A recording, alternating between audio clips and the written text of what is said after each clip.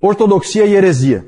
Vamos falar de algumas heresias que atacaram a igreja. Porque nós falamos do ataque do Império Romano físico, nós falamos do ataque intelectual que veio dos judeus e dos pagãos, e agora nós vamos falar de ataques que vieram de dentro da própria igreja, que são as heresias. As heresias nascem na igreja, dentro da igreja. Vamos começar falando do gnosticismo. Antes de entrar no gnosticismo, eu só queria chamar a atenção para essa palavra ortodoxia. A reação e o estabelecimento do que é realmente o cristianismo, do que é a fé cristã, passou a ser chamado de ortodoxia. Toda vez que a igreja estabelecia, não, a verdade é essa aqui, isso é ortodoxia. Há acordo de que isso aqui é a verdade. Então isso é ortodoxia. Tudo que não se encaixar com isso é heresia. Então essa linha teve que ser feita porque começou a ficar extremamente complicada a situação. Nós temos que tentar nos colocar naquela época. Nós temos que tentar entrar um pouquinho naquele período, naqueles primeiros 500 anos da história. É totalmente diferente. Você não tem a Bíblia. Você tem só o Velho Testamento. O que nós devemos crer a respeito de Cristo? O que nós devemos crer a respeito da Trindade? Tudo é complicado. Tudo é complicado. Dependia-se demais de guias que soubessem interpretar, que soubessem chegar à verdade. Era uma situação difícil. E alguém disse que o século II e o século III foram uma época de confusão produtiva. Essa é a expressão. Confusão produtiva para a igreja. Porque essas heresias, gente, nós vamos ver isso, essas heresias acabaram fazendo com que a igreja se posicionasse em relação a uma série de coisas. A heresia instigou a igreja a fixar a ortodoxia. Porque a igreja estava tranquila, vinha vivendo e tal, e daqui a pouco começa a aparecer um ensino esquisito, depois mais um outro ensino esquisito, e agora? Quem é que está certo? Será que o Marson está certo? Será que o Montano está certo? Então é complicado. O gnosticismo era uma coisa que havia em todo o Império Romano, na Antiguidade, já aparece no Novo Testamento, né? Gnosticismo dentro da igreja. E sempre foi um problema. Ele era terrível de lidar. Aurênio disse que o gnosticismo é como a hidra mitológica. O que é a hidra? Quem é que sabe o que é a hidra? Como é que era a hidra? A hidra era um ser mitológico, né? Uma serpente com um monte de cabeças. Se você cortasse uma cabeça, o que acontecia? Crescia mais um monte de outras, né? E assim ela ia aumentando.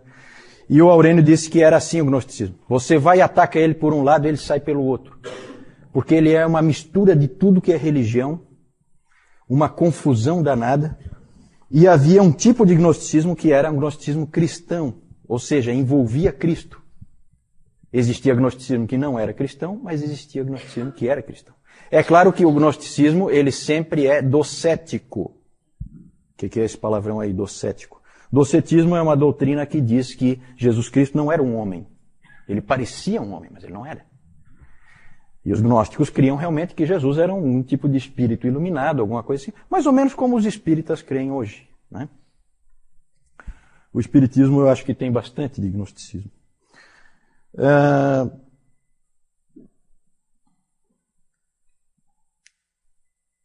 O gnosticismo ele era sofisticado, cheio de filosofia dentro dele, metido a científico, né, como o nosso espiritismo hoje também é, né, metido a científico, querendo dar uma impressão de que se trata de uma coisa científica, e com explicações bem elaboradas, e o número de pais da igreja envolvidos na luta contra o gnosticismo é uma coisa impressionante. O que teve que quase que se fazer um exército de homens para atacar o gnosticismo e conseguir eliminá-lo da igreja. E nós temos que ser gratos, sabe, a esse tipo de soldados que lutaram no passado, porque esse tipo de heresia podia ter destruído a fé cristã. E é claro que Deus está no controle, Deus é soberano e tal, mas ele usa homens. Ele usou homens. Vários tiveram que atacar o gnosticismo. Algumas ideias, o gnosticismo é muito complexo, não tem como a gente entrar em detalhes, mas algumas ideias típicas do gnosticismo que sempre vão aparecer é, por exemplo, o dualismo. Existe um Deus bom e um Deus mau. O Deus mau na versão cristã, o Deus mau é o que criou esse mundo, porque esse mundo é mau. Então foi o Deus mau que criou esse mundo. É o Deus do Velho Testamento. E o outro Deus é o Deus bom, que é o Pai. O Pai e Jeová são dois deuses diferentes dentro da visão gnóstica e que estão em constante conflito.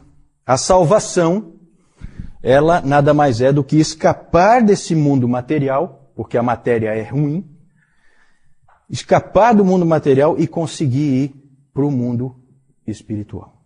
Cada vez mais para o mundo espiritual. E onde é que entra Jesus nisso aí? Ele é um guia para te levar para esse mundo espiritual. A salvação dele é só nesse sentido, não tem nada a ver com cruz, nada, isso aí tudo está fora, tá? Dentro do gnosticismo. Então é uma heresia bem clara. E é interessante porque o gnosticismo ele apela muito, né? Porque havia todo tipo de esquema.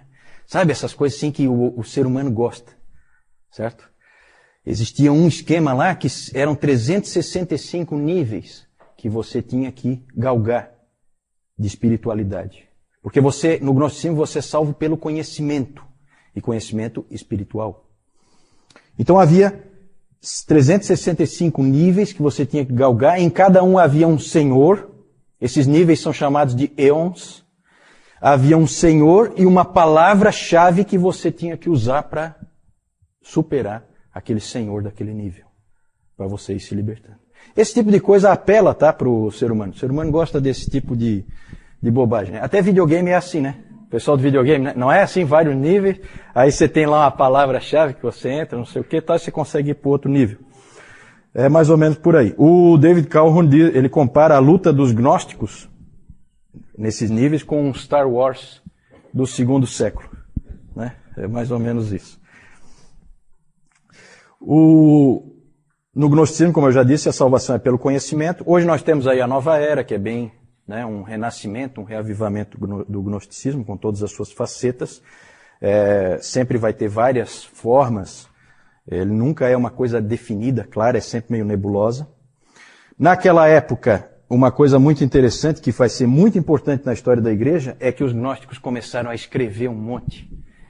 E começaram a dizer que quem escreveu foi o apóstolo tal, foi o apóstolo tal. Aí começaram a aparecer aquele monte de evangelhos.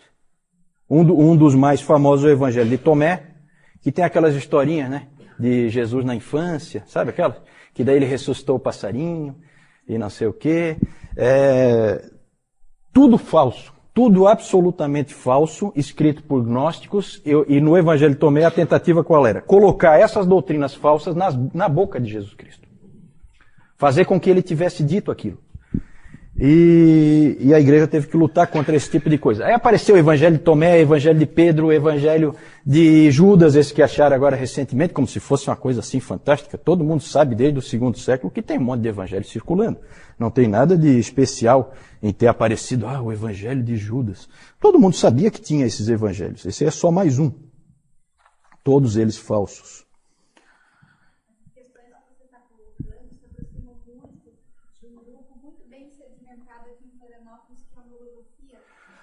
Sim, sim. Na verdade, esse tipo de grupos, logosofia, cientologia, essas coisas assim, tudo é nova era, né?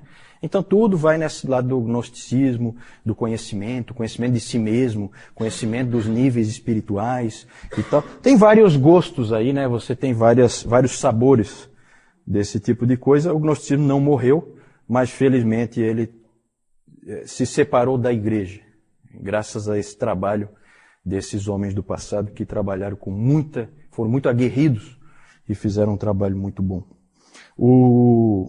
Vamos passar para o próximo rapidamente, o marcionismo. Márcio? Estou trazendo mais um. E esse é bom, hein? Esse aí é dos bons. Alguém já disse que esse Marcion foi o maior inimigo.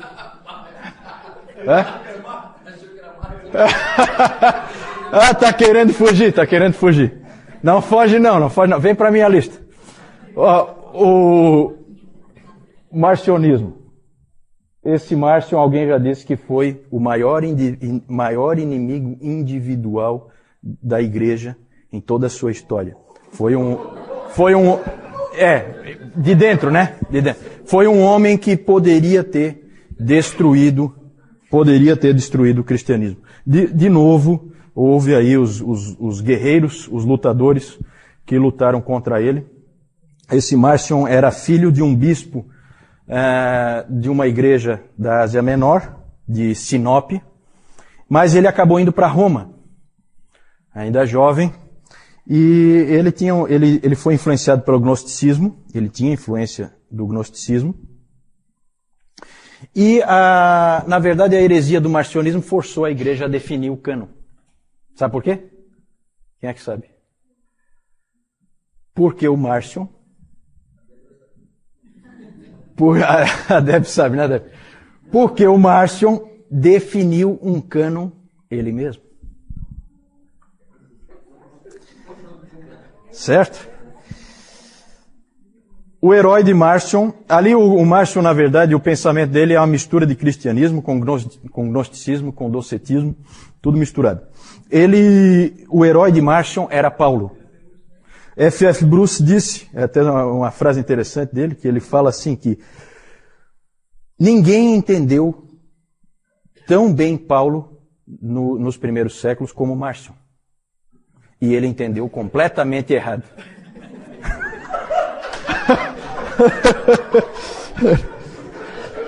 É uma frase dúbia, né?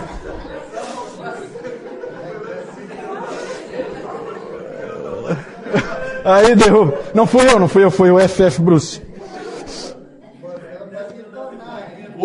O Márcio achava que o Deus do Velho Testamento criou este mundo, no estilo dos gnósticos, né?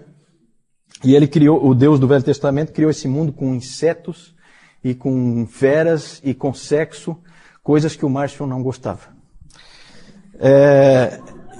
Tudo que era do corpo, para Márcio, a matéria era do mal, e o corpo era a coisa mais odiosa já criada. Né? O corpo humano. O Tertuliano, inclusive, fez uma chacota do Márcio. Ele fez uma chacota. Ele chegou e escreveu assim: Ó Márcio, de que maneira tu vieste a existir?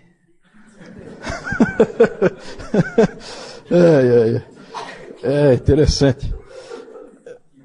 Os pais da igreja atacaram muito o Márcio em suas ideias, eles viam que era um inimigo perigoso.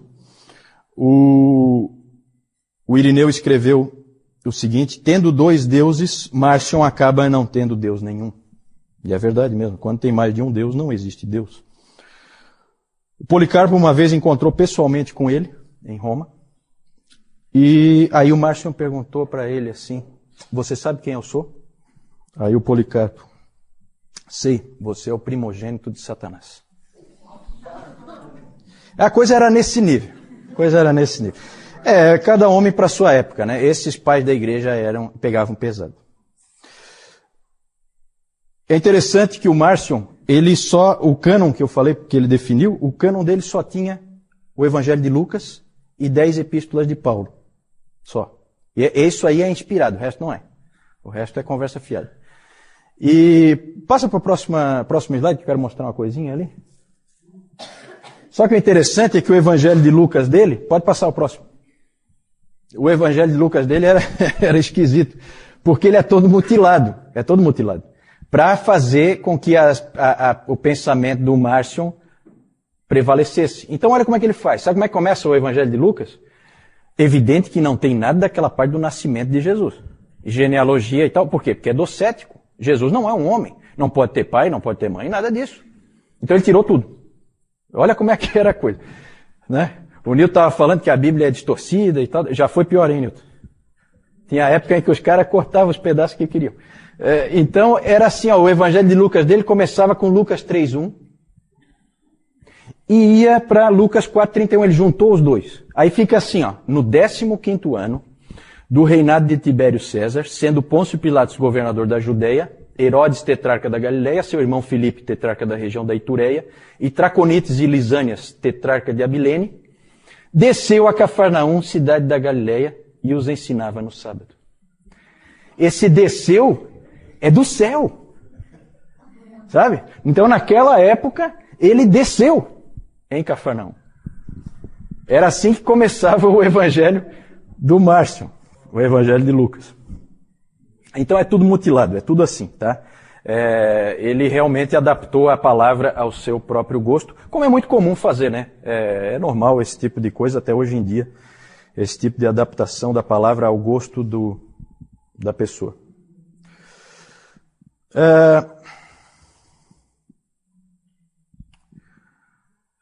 Podemos voltar ali? Volta mais um pouquinho. Isso, deixa só esse aí. Vamos falar do montanismo. O montanismo, os outros dois fica bem claro que eram heresias, não tinha muita dificuldade de definir como heresia. O montanismo é mais sutil, mais difícil de identificar. Foi considerado heresia, por fim, mas ele foi mais difícil assim de refutar. Ele é diferente dos outros dois. Montano era um bispo da região da Frígia. Ele, na metade do segundo século, na verdade é assim, o Montano, o ensino dele era de uma ênfase no Espírito Santo e em dons miraculosos do Espírito Santo. Porque o que aconteceu na metade do segundo século? Metade do segundo século, vocês aqui? Quando é mais ou menos? Metade do segundo século? 150. Lá mais ou menos ali pelo ano 150. Muito bom. E o que começou a acontecer? Todos os dons miraculosos começaram a desaparecer da igreja. Não havia mais profecias, não havia mais curas. Tudo começou a desaparecer, simplesmente desapareceu, não acontecia mais. E diante dessa circunstância, você pode ter duas abordagens. A que a maioria seguiu, de que Deus descontinuou isso. Simplesmente não interessava mais fazer. Então Deus parou esse tipo de ação. Essa era a posição da maioria. Mas os montanistas não aceitaram isso. Eles alegaram que esses dons miraculosos tinham desaparecido por causa da apostasia da igreja, o mundanismo da igreja. A igreja não era suficientemente séria. Então eles disseram que não é verdade que tinha cessado tudo isso. Eles diziam que continuava, na verdade, toda a obra do Espírito e que Deus ainda falava. O Montano disse que Deus falava através de homens como falou através de Paulo. Da mesma forma. Especialmente através de um homem. Adivinha quem? Ele mesmo. Montano. Né? Então ele dizia que Deus continuava falando através dele e de algumas pessoas que eram do grupo dele, no caso duas mulheres, duas profetisas, Prisca e Maximila. Essas duas ele dizia também que recebiam revelações diretas da parte de Deus. Há inclusive registros de que uma vez Montano disse: "Eu sou o Deus onipotente habitando em um homem." Humilde. Não tem nenhum Montano aí não, né? Não. Humilde tem, né? Então tá bom. Essa então era uma ênfase muito forte nos dons do Espírito, no Espírito Santo. Ele dizia inclusive que tinha terminado a era do Filho e que estávamos entrando numa nova era, a era do Espírito. E eles também tinham uma ênfase muito forte no fim dos tempos, na vinda iminente de Cristo. Outra ênfase deles era uma disciplina extremamente rígida. Eles eram extremamente ascéticos. Uma vida assim de privações eles seguiam. E se alguém pecasse no meio deles, nas igrejas montanistas, se alguém pecasse era excluído imediatamente e sem volta. Certo? Então eles tinham assim essa cultura da perfeição. O que deixa todos os estudiosos estupefatos até hoje é o fato de um homem inteligente, extremamente capaz como Tertuliano, ter se encantado por essa heresia aí. É uma coisa que não se entendeu até hoje, né? Então, nos pais da igreja tem alguns assim que não viraram santos. Né? Não viraram santos na igreja romana, nem na igreja ortodoxa. Um deles é o Tertuliano, o outro é o Orígenes. O Tertuliano é considerado pai da igreja, mas ele deu essa... Então, não se sabe direito por que ele... Até hoje não se sabe direito por que ele pendeu para isso. Não se sabe se exagera o que os montanistas realmente eram, ou se ele pegou uma forma modificada ou alguma coisa assim. Mas ele deve ter se encantado muito por essa parte da disciplina e tal, porque ele era um indivíduo extremamente rígido. Para armar-se contra essas coisas, pode passar aí. Qual era o desafio da ortodoxia, então? Da igreja que ficava firme na verdade. O que ela tinha que fazer diante dessas heresias? Ela tinha que estabelecer com clareza a fé e, ao mesmo tempo, tomando cuidado de manter o mistério, porque também tinha que tomar cuidado para não falar demais, para não dizer coisas que desonrassem a Deus, porque também Deus está no céu e nós estamos aqui na terra, e deve-se ter cuidado na hora de definir as coisas. Eles tinham essa preocupação. E a igreja, então, respondeu de 3 formas diferentes a essas heresias. Criando um cânon, estabelecendo um credo e instituindo a figura dos bispos. Certo? Tudo tem uma explicação histórica. Podemos passar? Pode passar essa? João? Eu acho que é só uma. Aqui nós temos alguns símbolos gnósticos aqui. Nós não sabemos o que é que eles representam, né? O que é que significam esses aqui, mas era o que era usado naquela época, tá? E aqui nós temos um retrato falado... o Marcion aqui, né? Uma versão mais brusca do Marcion.